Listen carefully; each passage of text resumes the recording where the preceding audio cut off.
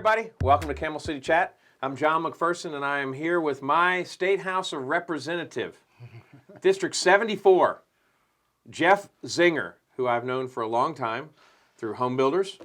My wife rented from you. Yep. Your kid babysat for me. Two of them. Yeah, two. I think Emma did a couple times. Did Emma? I think so. I just thought Savannah did. Interesting now. I have to check on that, but you know, I'm not in charge of that. I was for a while, then I got demoted, then now I'm back in charge of that again. But so we're going to talk about all that stuff. But you know, Jeff's a very nice guy. Well, we'll talk about some of these things because I'm gonna poke the bear. I'm gonna say some words and see how you react to them. Okay. How's that sound? Yeah. You okay for it? Yeah.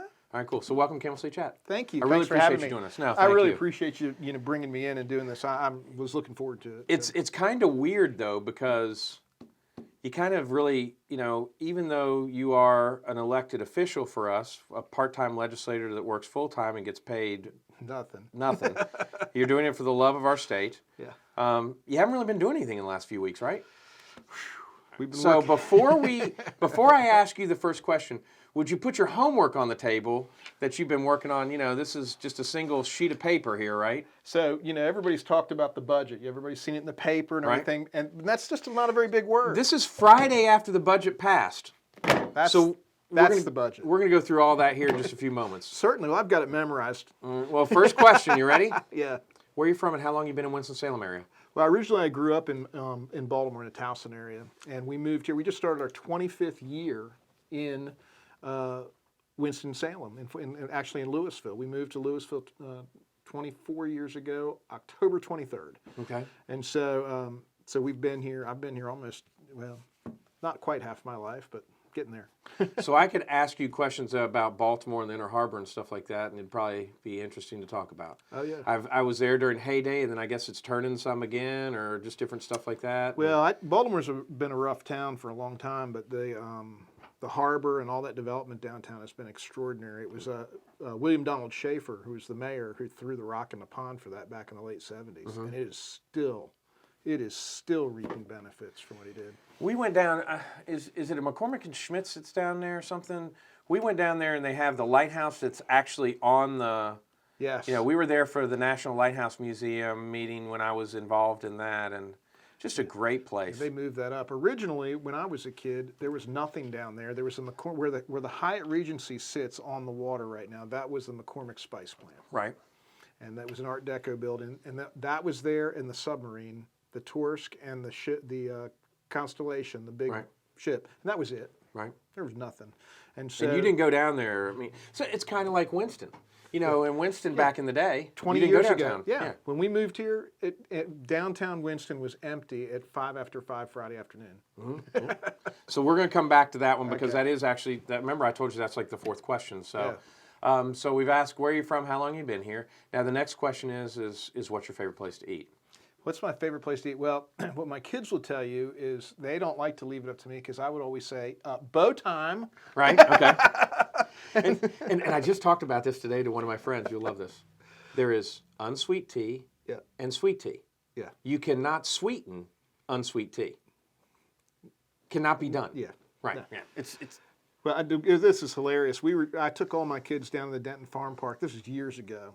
And for the Threshers Union. And when we came out of there, there's a Bojangles there in Denton, and we stopped there to get something to eat. And they went over, and the sweet tea thing was completely empty, and the sweetened tea, or the unsweet tea was completely full. Yeah. What's that tell you? I said, this is a great lesson, guys. There is no better sweet tea than Bojangles. Well, yeah, I mean, they make it right. So, and of course, I don't want to know how much sugar's in it. That's right. So besides Bojangles, I'm not going to let you get. And you can say, where's the last place you and your wife went out to dinner? We go out all the time. I tell you what, this is a little hole in the wall place, but it's a Mexican place there on Jonestown Road in a grocery store. It's called Los Buenos, I can't remember. Okay. But if you go in, it's in that shopping center. If you go in, they have a little tiny, like 4-booth restaurant. Okay. And it's Mexican. I mean, it's the real deal. And where is this at now? It's Jonestown Road. If you go. So which side? So if you're headed towards Country Club Road, it's on the right-hand side. Is it in there where the SAS shoes is? No, it's bigger than It's that. the first one. There used to be, I think there's a Burger King sitting there. Right. It's right. Oh, it's back there. Okay, so I know where that is. That's Yeah. where the storage place is. That's right. That's And exactly the stock pot was in there and all that stuff. Yep. And it's Okay. a little hole in the wall place, but the Mexican food is absolutely extraordinary. Have to go do that. Oh, One of yeah. the best places to eat used to be where the Dunkin' Donuts is in Clemens there. That used to be I Bambini, and that was like a Yeah. little, Oh, yeah. little like, what, six thing. It was a Italian restaurant run by Hispanics. Right. Yeah, and it was like, but so yeah, I love the holes in the wall, so I'll definitely try that. So we really, whenever we've traveled and done any of that, we always try to find the out of the way, Where the locals eat. kind of thing. And so that's been our latest favorite. Okay, cool. Well, I'm going to go there and check it out. All right, what's your favorite thing to do in and around this area? And you've got some interesting things. So you have 4 kids. Yep. And we're going to go in and talk a little bit about them because obviously there's some cool things that are going on with your kids. That's what I mean. When we talked before, I guess we can talk about that. I mean, Savannah babysat Laura, and now she's going to be a PA. She's going to be a PA. She just got accepted to the ECU PA program, Right. which I'm very proud about that. They take 1,400 applications and they take 36. It doesn't surprise me though she got in. Me either. She was right. surprised, but I was like, honey, I kept telling her, honey, it's going to be fine. It's going to be fine. And what it came down to, she got called for the interview, and she was all nervous. And Savannah, that's her strong suit. Right. I was like, oh, she steps in the room, it's over. And so anyway, she Just starts level-headed, calm, just yeah. she's very together. She's one of those kids that she was 8 going on 22. Yep. She's always been that way. Yeah, definitely an old soul. And then Ben can't even put gas in a car. Yeah, Right? that boy is amazing. He restores vehicles. People are paying him to restore them. He rebuilds engines and trucks, and all while he's going to school at App. Right. And so he's a senior now, so he'll be finishing Don't up tell in me that. August. Yeah. So the #1 parade in Forsyth County is on the second Sunday of December at 3 p.m. in Louisville. Yep. I was on council. You were on council. That's how Yep. they taught it to us. Just remember, Yep. always 1, 2, 3. Yep. But every year Ben's got a vehicle in it. Yep. And so what are his Jeeps that he has now? Well, what he did, this is pretty fascinating. He, I took him to a show when he was 9 years old, and there were some antique, restored military vehicles Right. there. And then there was a parts thing where people were selling parts. So there was a bombed out old Jeep sitting there for $500 or something. He said, Dad, I could do that. I'm like, whatever. So he came home and he put a big job together. He put Willie's Jeep Fund on it, and he started building birdhouses. Right. He comes to me a year later, says, Dad, when can we go look at Jeeps? And I'm like, and he's 10. Yeah. I said, hey, Ben, when you get $1,000, we'll talk about it. Right. A year later, knocks on our bedroom door one night. Hey, Dad, I dumped out my Willie's Jeep Fund. I have $1,100, and will you hold it for me? Can we go look at Jeeps now? Yes. But you've always you and your you like me outpunted your coverage. Yeah. Listen, if you didn't marry up, you've got no game. Yeah, right. And and everyone still is trying to figure that out with me. I don't know what I did, but you guys have been so supportive of your kids, and you're always there, like what you're talking about right there. Heck, you sell eggs. I mean, I don't know if you still do that. I mean, but you're very. It's interesting to me because you have a very. I don't want to say liberal, but you have kind of almost a homestead or a very earthy family life, and then conservative ideals still. Yeah. So it's like how did that happen? How did that happen? But It's kind of funny. I'm an interesting guy in that I don't No. fit into any of the any of the interesting kind of quirky, in that I don't fit into any of the things. When we left Baltimore, when we were in Baltimore, I was doing urban ministry. Right. I was doing. you actually were a mission there. I started an area for Young Life in Baltimore City, and so we were for 13 years. I worked with teenagers. I was on every block of that city. I can tell you stories forever. And then when Noah came along, he was born our first, and we said we kind of had a specific idea how we wanted to raise him. So we looked for a place where we could do that, and then we moved here. We didn't come for a job. We didn't come for anything other. We got here. Now this is kind of crazy. Is my house in Baltimore? My backyard was 10 feet by 12 feet. Okay. We moved to our place, which is like a little gentleman's farm. It's Your like, porch isn't even 10 feet by 12 feet. oh, It's I bigger know. than that. I know. Yeah. And so it's like 7 acres. So we got there, and I feel like I'm on the Ponderosa. Right. I mean, so for about 3 weeks, I'm just kind of running through the woods and having a big time. And then Julie was like, Jeff, the second part of the equation was you're going to find a way to make a living when you got here. Yeah, right. Yeah.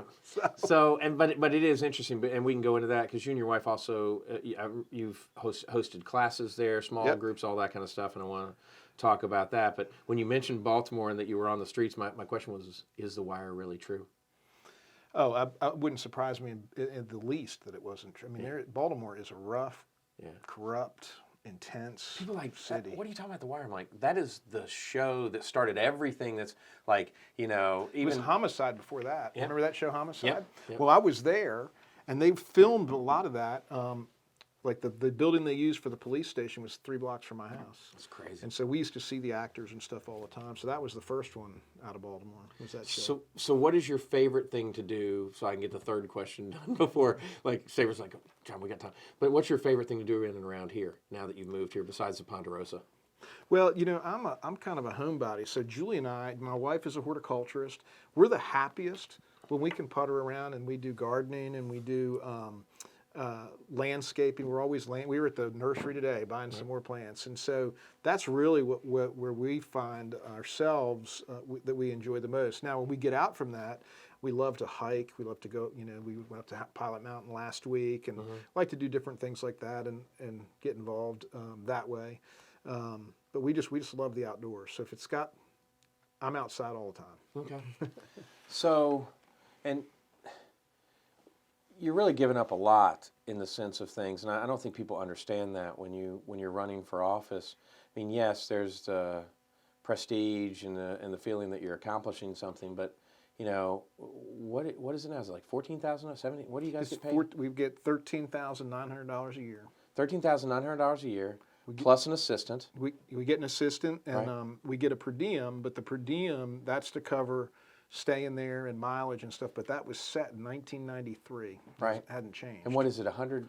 It's $104 a day. Okay, 104. I couldn't remember if it was 104 or 150. Yeah. So it's $100 a day, and that's when you're in session. So a lot of guys and ladies will, someone will rent an apartment or rent a house, and there'll be like 4 or 5 people, just sharing a room and things like that. I think there's been a push that I know several people have talked about, well, let's make it a full-time thing because you guys are there most of the time anyway.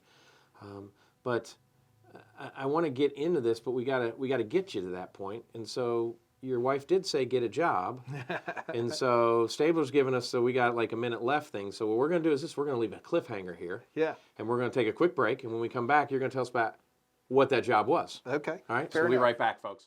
Hey everybody, welcome back to Camel Seed Chat. We got our waters, some notes for me, and just a little homework. We'll get to that in just a second. So Jeff, when your wife says get a job, what's the job? So this is a crazy story, and I swear to you that every syllable of it is true.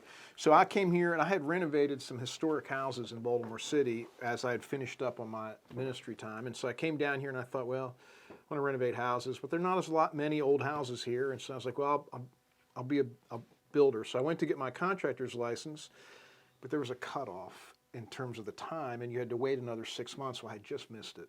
So I went up to Home Depot, got a job making nothing, and because I had to do something, and got my contractor's license, and then I went and bought a lot and did a spec house. Everybody said, well, it'll sell during the Parade of Homes. Everything sells here, great. This is 90. So this is Parade of Homes 98. Okay.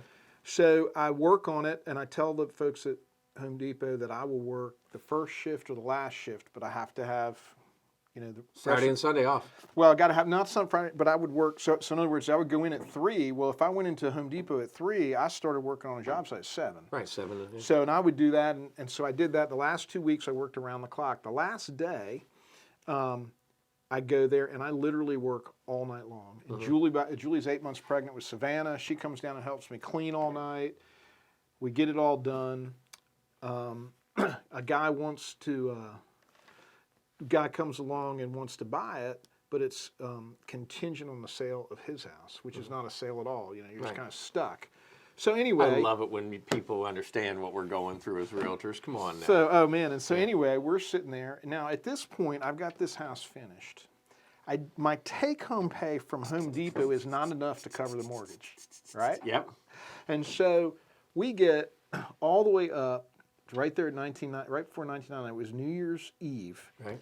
Now my wife is an unbelievably faithful woman. She is And godly and patient, Yeah. and she is solid as they can be. And so I pay all of our bills. I got $42 left. I've got all my credit cards are maxed out. I'm done. And I told my wife, I said, well, it's been kind of cool living here. We'll probably be in a trailer in another month. We are just sunk. She's like, God didn't bring us this far just to leave us. It'll be fine.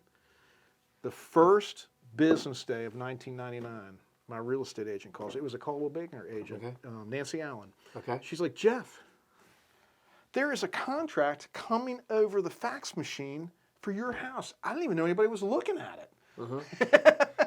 Well, we got that one. We sold that house. The people that had the kick-out bought a lot around the corner, so we had a deal on that. On the 8th of January, I walked into Home Depot and said, see ya. I'm a builder. You better give me my discount now. That's awesome. So 9 days went from, we only have $42, honey, we're sunk, to I got 2 custom contracts. I got one house sold and I got a custom contract. That's awesome. And so from there, I just hustled and built a lot of houses, did a lot of commercial stuff, developed a few things, and that's how I. And why the name? Because it's not your first name, it's not your wife's name, it's So my grandfather, his grandfather, right. was named Elisha. Right. And if you ever saw an Amish barn raising, Right. he was the guy that was in charge. And so everybody called him, my grandfather, he died in 1944, so I never met him, but they called him Elisha. And so as my grandfather got dementia and Alzheimer's, he couldn't remember what we talked about a minute ago, but he could tell you everything about the past. Right. So I would ask him about different stuff, and he would tell me about these barn raisins, and he would tell me about Elisha. He said, yeah, Elisha had a big lantern, and he would go and pick the trees, and he would tell me all about it. So anyway, he got to see this before he died, so we just called it Elisha Construction, and when I told him, he was pretty excited about that. But I've got Elisha's plumb bob. It's a big brass plumb bob from 100 years ago. That's awesome. And so that's where it came from. Cool. Yeah. And I mean, it's interesting to me because, knowing you like I do, I know some of the things you've done, but a lot of people don't. So, like, you built, what's the diamond place that you built? I built Jared's Jewelry Store. I built the Verizon store there. Yeah. Yep. I did some apartments downtown. I renovated them. I totally. What were they called? The livery apartments. The livery. That's it. Yeah. So it looked like a horse thing.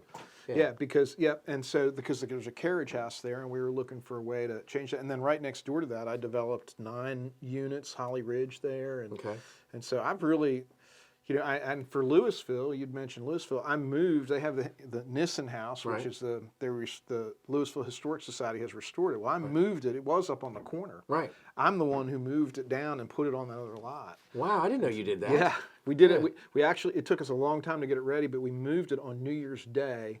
And I want to say I think it was 2008.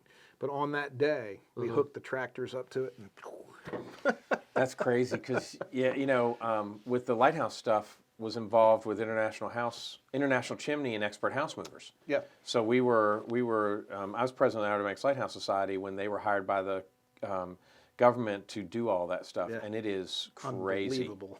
Yeah. You mentioned Louisville, so what? And I'm gonna get in trouble for this one. So and not with you. I was on council prior to you being on council, and we had what's called a comprehensive plan. Yep. And we determined what certain things were supposed to be. You already know where this is going. We determined what certain things were supposed to do, and so you come in. And you not only were going to do those things, but also try and make it more affordable, et cetera, some other things to it. And it was not met with, how do you deal with that? I mean, and I was blown away because when that happened, you're running for public office too. Yeah. So I'm thinking, well, he ain't going to get elected and, what's happening? So you get elected, but that does not go well. Mm-hmm. And I realize that it's probably because several people that, shouldn't have probably been saying something, said something. But so how do you deal with that? And how do you deal with the haters in a sense when you're doing something like that? Well, here's the thing: is And are you even allowed to talk about it right now? I can talk a little bit about it, not a whole lot, but here's the thing: is I'm secure in who I am. Right. My life has had an awful lot of struggle in it, so I'm not.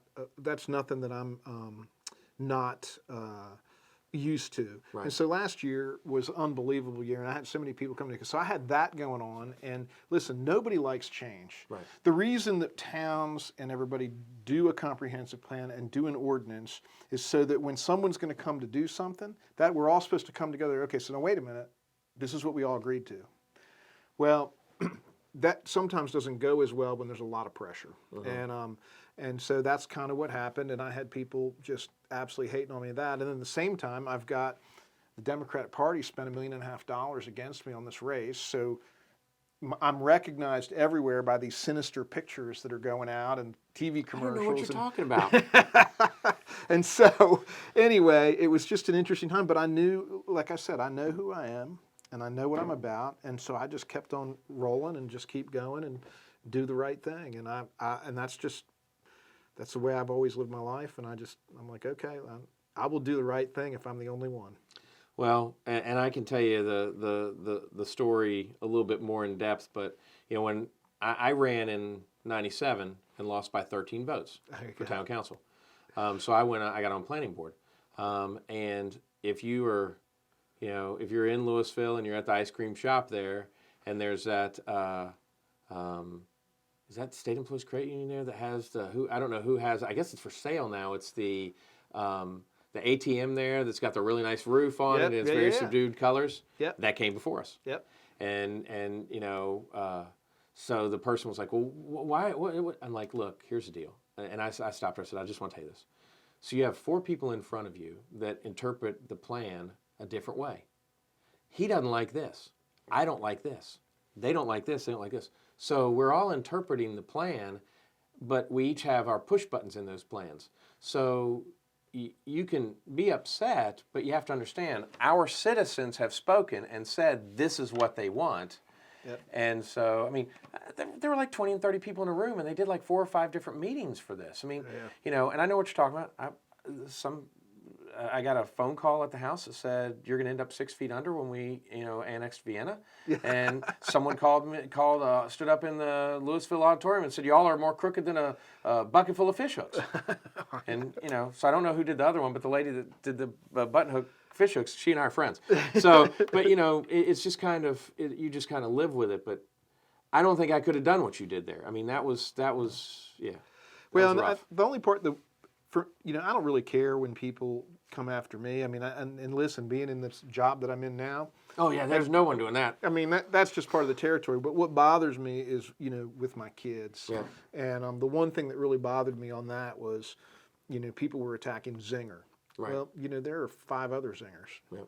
Yeah. Right. Look, attack me all you want, but leave my kids out. My daughter Savannah came home. She was a senior it was between her junior and senior year, and she came home. In the summer, which I was thrilled about, right. To see my daughter, and she stayed one night, and the next day, because there were signs everywhere against me, and she said, "I can't do this, Dad." Yeah, vote against Zinger. She went back. That's what it said, wasn't it? Yeah, vote against his vote apartments. down Zinger or something. Zinger's apartment. Yeah, right. Yeah. So, and I'm sorry that happened. That's all right. And but yeah, that was one that I even said something. Kathy said this doesn't look good, and when you have people that if you are privileged enough to serve as an elected official or appointed official, you're serving. You shouldn't be the catalyst or the mouth. Yeah. And that's where it becomes a little bit of a problem. Yep, that's right. There are plenty of other people there that can do that. Yep. All right, so I want to poke the bear a little bit here. I'm going to say some words, and in the next segment, we got about 5 minutes left on this one. In the next segment, we'll talk about the budget. All right. So let's try some fun words here. Erosion control. How about stormwater? Stormwater. So, as a builder and realtor, I mean, thank goodness you guys corrected that situation because it was getting bad. Oh yeah. And people don't understand this. I mean, to get a permit, you were having to go get a sealed engineer to come back and what? For every site. So, when I do commercial drawing, and when you do a commercial plan, it has to be sealed by an engineer, and you have a whole erosion control plan that does that. And that's part of the cost of doing business. And so you come in and you do that. Well, what had happened is, if you come in and you do a subdivision, and let's suppose you have 15 lots, well, you've done an erosion control plan for the whole thing. Well, what happened is someone came up with a great idea that said, well, when every builder builds on the lot, they have to have an erosion control plan just for that lot. Well, it's duplicit. Plus, they wanted to go ahead and it had to be a sealed drawing. Well, that little round seal that those engineers put on there costs money. And so, and everyone's having to do it, so you're 4 weeks out now. You're 4 weeks out. Plus, there's an approval process that then goes on even longer, and so now you're stuck. And so, I got with Mark Brody, who's a representative out of Union County, and we worked on some legislation to kind of clean that up a little bit. And it hasn't weakened. So I just want people to understand it's regulation reform, but it doesn't mean that there's now more erosion than there was before. We just had a duplicit system, if that's the right word, that was just a mess. And so we helped clean that up some. Additionally, and you probably don't know this, is I have my first bill that went all the way through and was signed by the governor.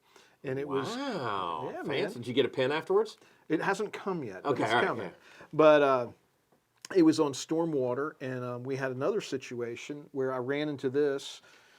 So in North Carolina, we built wherever we wanted to.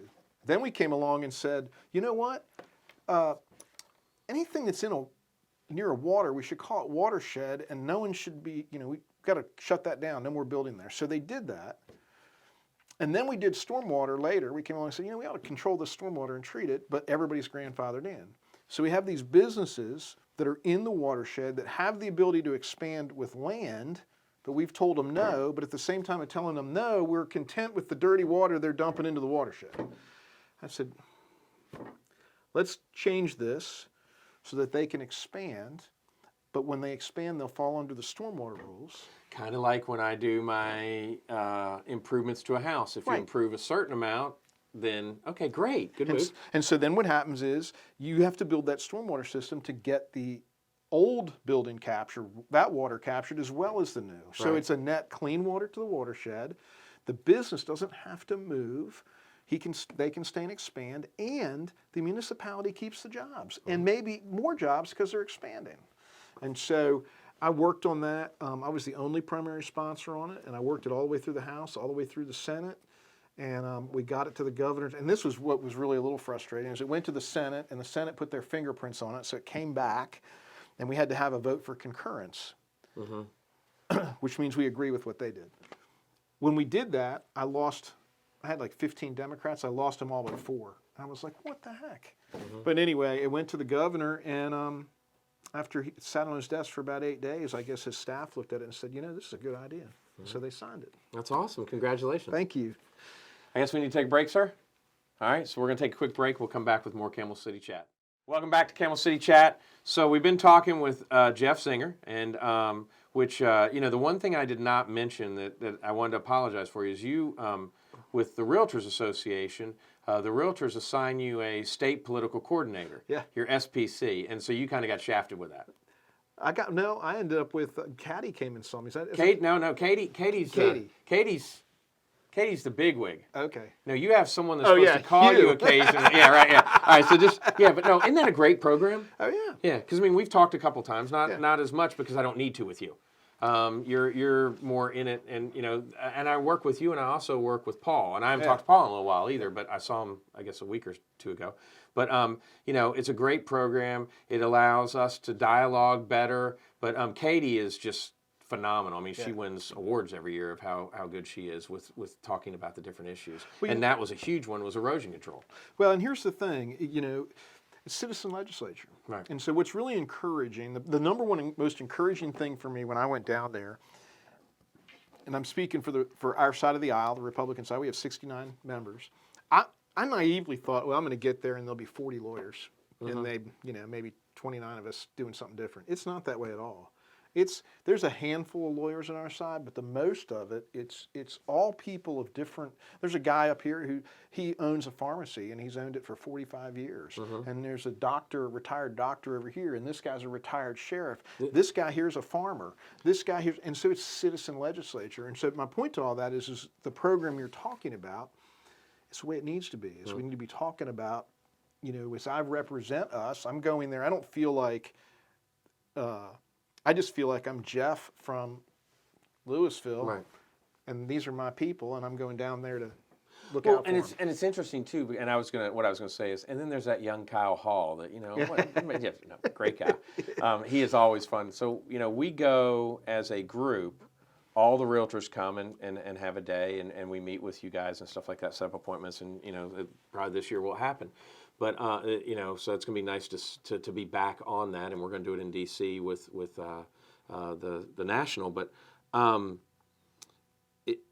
every time we're there, it's interesting because the teachers may be there that day or something like that, or you've got somebody walking through your office made an appointment because they are maybe child trafficking or there's a rare disease and this child is the face of the so you always have somebody in your office. Yeah, so here's kind of how it works. And I was going to ask, what's a typical day? So what I do is it takes me an hour and 50 minutes to get to the office from my house. Right. So I leave Tuesday mornings at 6 a.m. Right. And I get to my office right about 8 o'clock. Right. And I walk in and check in with the boss. Well, I've got my assistant sitting there, and my assistant has my schedule. Right. Now it's not that way now because we're towards the end. But all spring, I would go in, and it would be appointment. Everything from you have a phone call, you have a Zoom call, you have a meeting with this lobbyist, you have a meeting with this person, you got a committee meeting. Session is at this time. We're going to have caucus here. I mean, it's just boom, boom, boom, boom, boom, boom, and so the thing that's been hard to help people understand is I'll have people here. Hey Jeff, I want to get you a minute on something. They want me to do something, and I have to tell them. Here's the thing. You got to call my office, and I don't want to disappoint you. Right. You got to call my office, and she has to set it up because if you don't, it's too much to try to keep track of. It's like a fire hose. I feel really good right now. So anyway, I feel real good right now because I did not follow that rule, and you're here. Well, no, but that we're at But I always it's a little slower now. And I asked an important question: when are you going to be back home? Yeah, that's what you have to ask. So I mean, and people don't understand that. I mean, you literally get in 8 o'clock. You go all day. Republican leadership may be calling, hey, we need to get together and talk about the budget or something like that. And then after that, the Zoom has been wonderful though, in a sense too, though. It has. I mean, I'm a people person, so I've kind of gotten to the point with Zoom where it was really cool in the Jetsons. But it is nice to get everybody together if they can't be. So then, do you stay? Stay there? So I stay there I would stay there on Tuesday night and Wednesday night, and then Thursday, depending on what time we got done, we come home, and it would depend on when they would call session. If there was a lot of stuff that was a lot of committee, and there were still some committees that needed to meet in the morning to get these things through before they hit the floor, we might not have session till 1 o'clock. What time did you get home yesterday? Because you were saying you were hoping. I got home about 5. Okay, because we were thinking you thought you might get home by 3, so that's it. So we did so yesterday we voted on the budget, we did a concurrence vote, and then after that we did a drink. First we did 3 election bills, and it was about 6 bills total. But there's some people that really wanted to voice some opinions, so we and I don't know how. It's interesting. I was at an event in San Diego, and I asked a question. I'd met a lady, and she worked on several Democratic campaigns, and I said, I really am kind of apolitical. I mean, some people know how I'm this way, or some people know I'm the other. And I said, so I have a question. I said, how much did the Virginia gubernatorial election change things? Oh. And she looked at me and she goes, you don't know. It's, horrible is what she was saying. And so then, I know you're going to disagree with that. And so that happened. And then I saw something that, I don't know if this is good or bad. And that's the change of, hey, after 30 days, someone needs to make sure that this isn't a power play on making such of a statement of this is the way. And what was the gubernatorials? Yeah, it was the Emergency Powers Act. Right, yeah. So, that's kind of interesting. What do you, I mean? Obviously, that's something that a Republican legislator feels needs to happen because there's a majority. Well, and here's the thing: is if the tables were turned, right, the Democrats would think so too. It is interesting how when after 100 years of the districts being a certain way, when they were changed based on the change in the legislature, that then it was a problem. Yeah, that's right. It is, and I mean, I call Republicans or Democrats that. I mean, it's whatever. It was 140 years, and then we won. But with the Emergency Powers Act, and we wrote it, and then it was vetoed. Here's the problem with it: if government can take arbitrary power by declaring emergencies, what do you think's going to happen? Everything's going to be an emergency, right? And so. But we also recognize that, particularly like when we have those big storms that come up the coast, there are times when the governor needs to be able to do what he needs to do. Right. So because it gets funding there much quicker too. It gets funding there quicker, and plus you got to respond. You got to respond. We're spread out all over the state, to come back. So the Emergency Powers Act says that the Council of States, after 30 days, if there's still an emergency, he needs to go and get their approval. Right. Or he can go to the legislature, and so. We did that as a standalone bill, and he vetoed it. It was in the budget. Right. So we put it in the budget, and he signed it. Now he says that the governor has said that they're going to challenge it in court, which that's fine. Right. But I'm very concerned about governments just taking power. This life, liberty, and pursuit of happiness. It's on about everything you have. You love big government. Nah. I know that. All right, let me give you one more word since you. So Yep. that was a question for you. Got builder. All right, you love taxes. No. Taxes. So taxes are a necessary evil. Right. Obviously, if we're going to have a civilized society, there are things that government needs to do. But I tell you what really bothers me more than anything is to see some politicians, not all, but some, and government in general, have total disregard for the people's money. Just, they waste money here, they waste money there. I don't waste money. I work really hard for it, and I know all the people in my district work really hard for it. We owe it to them to be good stewards of it, and so that really bothers me. And so, when I see people talk about raising taxes or change it to get more taxes, what bugs me is I'm like, well, let's go back and see if we're being efficient with what we got. And that seems to be a real problem. Reminds me of the scene from the movie Dave. Do you remember that?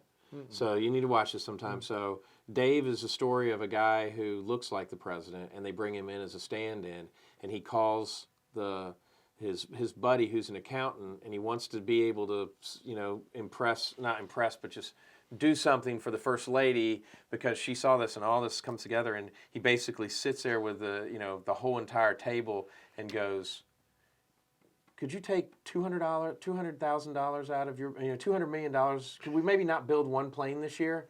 And the press is there, and the guy's on national TV goes, yes, Mr. President, we could do that. And so then he goes, well, we got the money for to save this child thing. Right. But it's kind of like that. It's like, when you put, why are we paying $700 for a toilet? Or things like that. Oh yeah. Yep. But so with regards of the whole budget thing, and the reason why I talked about the taxes, I'm going to do this without doing this. Yeah. So you have some things that you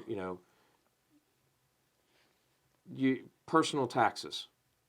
So I'm going to give this to you so you can explain them all to me because I got that. So what's the zero? So what was the zero tax bracket at? So what it is so it was I think at 21,000. So the first we've said someone that owns even more. I mean, so if you're making $21,000, you didn't pay taxes. But if you were making $24,000, you had to pay some taxes. Right. So now we've raised it a little bit more, which that's great. Okay. Yep. And then so we did the increased child tax deduction. Were you getting checks for your kids? What's your youngest now? My youngest is 19. Okay, so all of a sudden I'm like at home and I get this check, and I'm like, what is this? Yeah. And it was so it's the they tax. do that with the COVID money. Yeah. Too. So one of the things is I have the check in the bank. I need to put it in the bank. What I've been doing is putting the extra money that they're sending us that we didn't expect. We've been putting in 529. Oh, there you go. So that's been a good investment there. Yep. This is the one that was funny that I called you about the other day. So I was talking that I was having you on, and someone's like, "Oh my God, I can't wait to thank him because if you applied for a PPP loan and you got it, it was forgiven. Yeah. But it wasn't forgiven. because they're going to tax you on it. Right. And so here's the thing: is the PPP loan. What people need to understand was we couldn't have, half or 2/3 of the country stop working. Right. So in businesses, though, we're struggling because business was down because people were locking down. And so the PPP loan was there specifically. We said to businesses, listen, keep your people employed and we will give you money. Right. And so we gave it to them as a loan. And then, they were like, gosh, these guys are getting behind the 8 ball because this is dragging along. So they said, well, we'll forgive the loan, but it's taxable. Because anytime you have a forgiveness, it's on your tax return. If you get forgiven for a loan, you have to pay taxes on that. Right. So that was going to apply here. Well, every state around the country except for 3 said, we're not going to do that. We're not going to tax that. You guys went out in good faith and you kept people working and so on. Well, North Carolina was one of the 3. And so that was a standalone bill and we couldn't get it through. And so that is actually in the budget. So it will be retroactive and people will not have to. So I got the loan.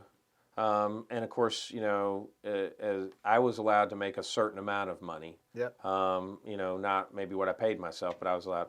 And then I had 3 other people that worked with me. Yeah. And I paid all of them. I paid them their full salary, even though they couldn't even come in. Right. And that's what it was for. And did that, and paid them through that entire 8-week period, and it worked out. And it kept us afloat. Yeah, absolutely. Yeah. It kept a lot of businesses. Yeah, afloat. and I have friends that got money 10 times what one guy got about 6 or 7 times what I got. Yeah. Oh, yeah. And but he had 10 or 12 employees and all that stuff, but it was a wonderful program, and I was when it was forgiven, it was great. But then of course the other thing is, so I just go back and look at my last year's taxes, and that would have been on there, right? Yeah. Okay, so that's that. So when we talk about taxes, I realize that taxes are here because of what you said, those services, but how are we able to so what I would say is that you're fiscally conservative and you are somewhat socially conscious, if you'll allow me to say that. That's right. That's perfect. And how are we able to reach down the ladder and pull that person up along with us and give the support and needs and help those? How are we able to do that through the taxes, but not, go too much in debt? Because it's important that we have those programs. Yeah. Well, and the good news is so when you think about our budget, the one you need to understand is we didn't borrow any money. It's all paid for. Mm-hmm. So the difference between the state budget and the federal budget is we don't own the printing press. Okay? Mm-hmm. And so we've got to make it work. And so our budget, we don't borrow any money. In fact, we actually pay down debt. But it just comes to good stewardship. You got to know what you can do and what you can't do. And that's what we've wrestled over for about 11 months now, is how we can do it. I do think that what you're talking about is going to become a bigger and bigger issue. Right now, I feel like we have a crisis of entitlement. Mm-hmm. We can't get anybody to work. Mm-hmm. Hold that thought. We're going to be right back. We're going to talk about that because that is a true concern. And we really need to talk about the budget as we finish up here today. So we'll be right back with the last segment here with the Honorable Jeff Zenger. You got that title, man. We'll be right back. Welcome back to Camel City Chat. I'm John McPherson, and this is the Honorable. And I say that because you've been elected to an office in North Carolina, so you carry the title of Honorable? Is that correct? I guess so. Because I say I'm honorable because I got it, So I'm the Honorable Reverend Doctor. It cost me $25 for my doctorate from Universal Life Church. I've married 40 couples, so I'm Reverend. I mean, come on now. All right, so yeah, you agreed to do this too. But what we're talking about is that the factor that we're going through right now is, with the workforce. Yep. And how can we get good people back to work? Yep. I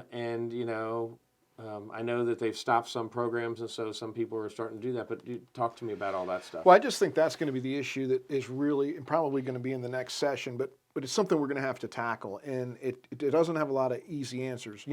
For years people would talk about the minimum wage, and I've always been a fan of, well, the market will fix that. Well, it's fixed it. Oh yeah. I mean, it's fixed it because people are making this last year, 2021 was the best year in my entire life to go get a job. Mm-hmm. And the problem is when we kept people, we did the right thing and kept people whole, but they were able to be whole and stay at home. Mm-hmm. Right? And then we needed them to stay at home. But, whole and staying at home is called retirement. And so now we're in a situation where we got to get people back, but they've found ways to adjust their lifestyle, and we're really struggling with that. And so I've got business after business after business is calling me, business owners, and calling me and saying, we've got to do something, we've got to do something, we've got to do something. It doesn't matter what we pay, it doesn't matter what we offer. What happens is people come and they apply and they go through the process and they never show up, or they show up for half a day or whatever. Well, you got to show up to get through the... Right. So I have a question. Are you building anything right now? I'm just finishing a big project. Okay, so framer. Yeah. Can't get one. No.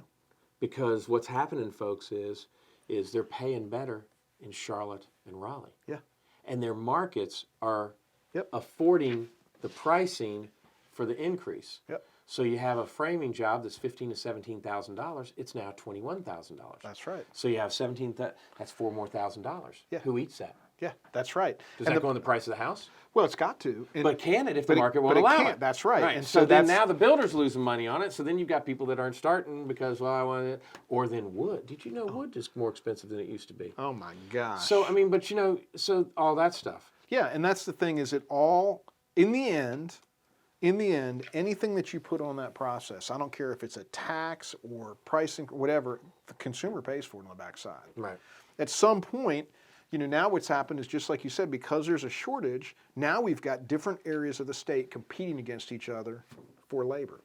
And that makes it very, very difficult. And so, you got to find a way to do it. And so people have done stuff and they've raised, listen, the cost of houses has gone way up. In fact, my wife and I were just today, we're driving around and we cut through over there on Steyr Ferry and saw a development going in. And I said, it's amazing to me the difference in what $300,000 buys today that it did just 15 years ago when I built a $300,000 house. It's unbelievable. So you must be down near the intersection at the roundabout where they're cutting in right there on the right-hand side?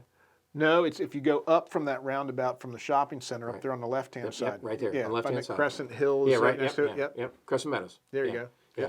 Amazing, isn't it? It is. Who would have ever thought they would have built something there? No, and slab on grade. Slab on grade houses. Before the downturn in 2008, I couldn't build one. No one would buy it. Now they're all. No, I'll tell you what. I'll give you one. I think you could sell a split foyer now. There you go. I think you're right. I think it's that bad. So, all right, I got one question, and we've teased the budget, and you give us highlights out of that. But when you first got elected, and you got introduced to your SPC, who you've tried to change, I think 3 times now, you commented about something. Tell me about the Kmart thing, because you were, I know that was something that was big, and I don't know where that went, but it was such a cool idea. Well, one of the things that, we constantly hear about affordable housing. Right. The problem is all this stuff we just talked about drives it up. So one of the ideas that I had was, and I've been still working on it, we haven't gotten it. And Aldi's really pretty, by the way, my wife says so, yeah. But we got a contraction in retail space. We're going to have a contraction in office space because everybody's learned how to do it. And these leases are 3, 5, and 10 years. And as they start to run out, I think you're going to see it. So what do we do with that space? One of my ideas was if we could include in zoning, commercial zoning, multifamily as a right to use. So it comes with the use. And we're going to have to tailor it some. And the other was schools too. And schools as well. And so you do multifamily and you do schools. And so you take, for instance, the Kmart, which is now going to be Aldi and some other stuff. And Clemens. Yeah. Well, they had a whole garage on the side. Well, what if someone wanted to start a trade school? Right. Well, if they want to start a trade school. And that's all getting like with the, what do you call them, the charter schools and all that kind of stuff. Right. That's big stuff. That's huge. Right. And so the idea was all the infrastructure is already there. All the water, the sewer, the turn lanes, everything is there. Well, that's stuff the developer has to pay for. So for schools, if you can take that out, it gives the opportunity for schools to get in a little bit less dough. Multifamily, it creates an opportunity to put some multifamily in places where there shouldn't be a big issue because there's so much built around it already, And so just trying to think through stuff like that. I mean, I feel like that's one of the things I can bring to the table is people talk about affordable housing all the time, but lots of times the people that talk about affordable housing don't understand what it costs to build housing. And please forgive me for saying it this way, but it's how I've always learned it. And that is, we define pornography as we know it when we see it. That's right. Right? And that was the Chief Justice, I think, that said that. Affordable housing is we know it when we see it. because I ask you what affordable housing is, and I would say what's your number. Yeah. I know what Paul Lowe's number is, Yeah. and that may not be your number. Right. And so, what is affordable housing? No one knows. Right. And that's what's kind of We're starting crazy. to define that, though. We're starting to call it workforce housing. Right. And there are some ways to define it. And it's basically taking, my understanding is we're taking the minimum wage, we're multiplying that times a month, and then we're taking a percentage of that, and if that's what I can spend on housing, that's affordable. Yeah. The thing is I don't think that's a very good thing, because minimum wage was never designed to be a living wage. Right. That's a problem. It's an entry-level wage. Love to watch documentaries. Morgan Spurlock did one called 30 Days. And the first episode was he put his credit cards in the freezer in like Cleveland, Ohio, and he and his wife lived on a minimum wage. Yeah. They owed like $300 at the end of the month. Yeah. Like he got a job at like a fast food restaurant. Yeah. He actually fell and hurt himself and had to go to the emergency room, so then he had to pay that bill. Yeah. And it's just we don't know how lucky we've got it. Yeah. The other side of that is we struggle. One of the education things we really need to work on is financial illiteracy. Yeah. So many people we're not teaching those skills, and so it takes people a lot more money to live because they don't know. They don't have financial literacy.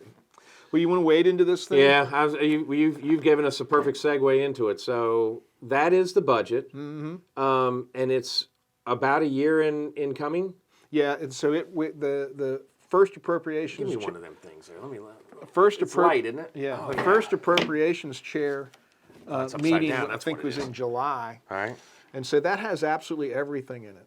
Absolutely everything. And so here's what happened, and there's some great things that people should be really proud of this budget. They should be proud of what all their representatives did, and senators and everybody involved. So we had kind of the perfect storm in that, because we haven't passed a budget these last number of years, we were accumulating some additional revenue, plus we had a huge budget surplus. And so we took all of that and put it together and decided we were going to go ahead and really tackle some capital projects as well. So with that said, we were able to really design a budget that did something for everybody. I mean, you'll see the teachers are getting raises.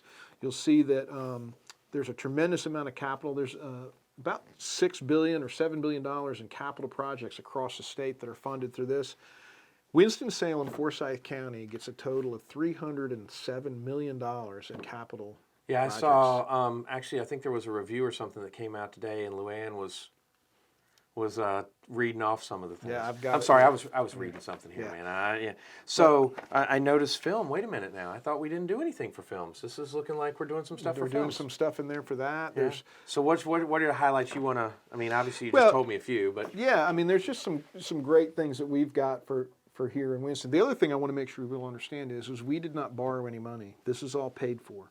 And not only that, but it reduces our tax rate, and it pays down some of the remaining debt that we have. We've paid a tremendous amount of debt off in the last 10 years, but it pays down the remaining debt by 60% over 6 or 7 years.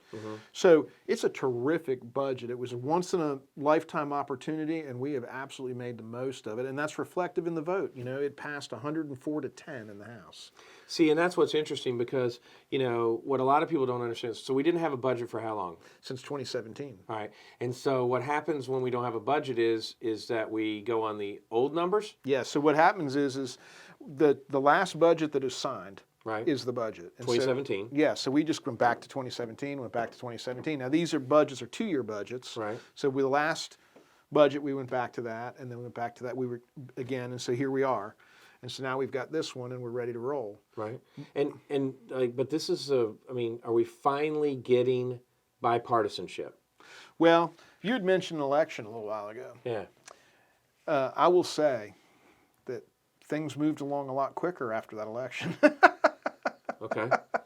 And Right. so Right. that was helpful. But yeah, there was so much good in here. There was so much good in here for every district in the state that it was really hard for people to vote against it.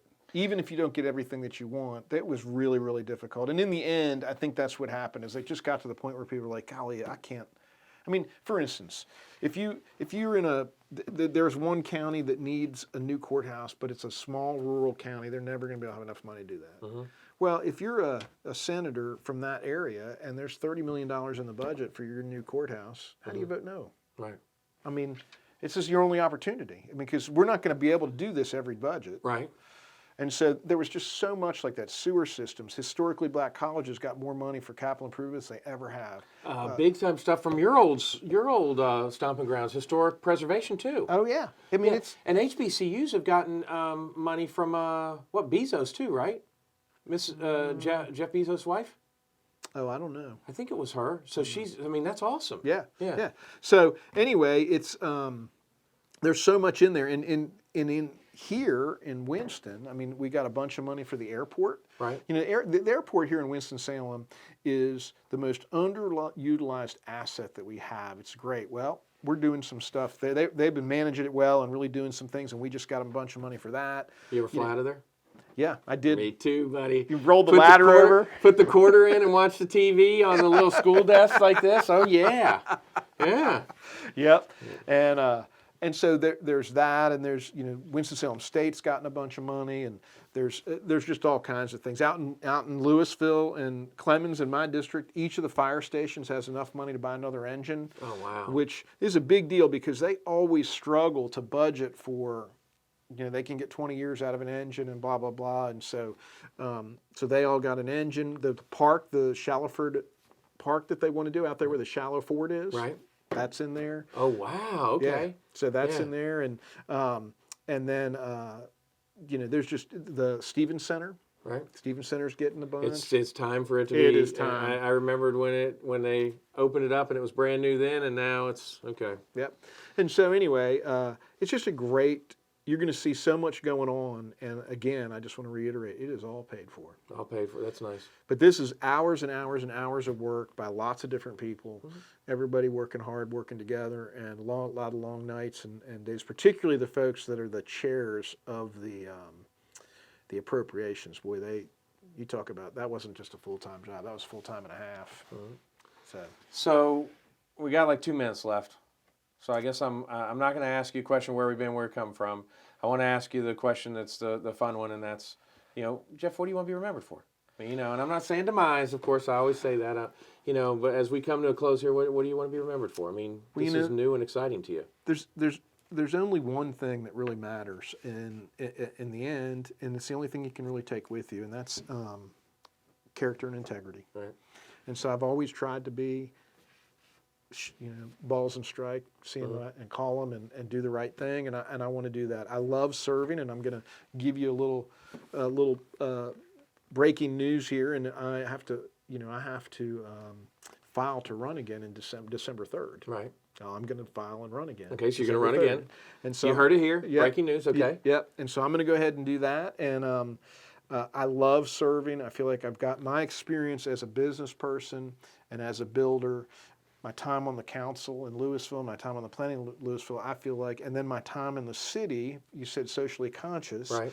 That combined with all that, I think it gives me a unique gift set to really be able to serve the people, not just of my district, but of the state. And so I want to go back and continue to do that. I feel like I'm making a difference. I feel like I've got something to give. And I will do that until I feel like I don't.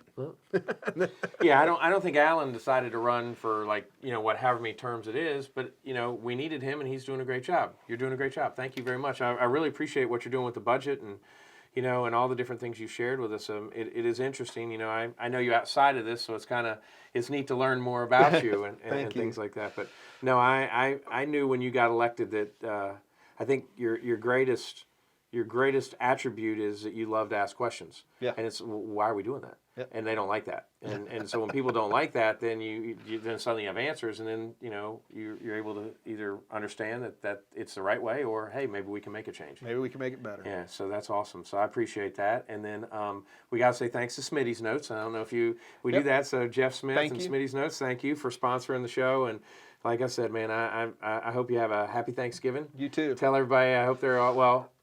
You have 3 or 4 home? I'll have 3 home. Emma's in Turkey. Turkey, so right? Make it. Yes.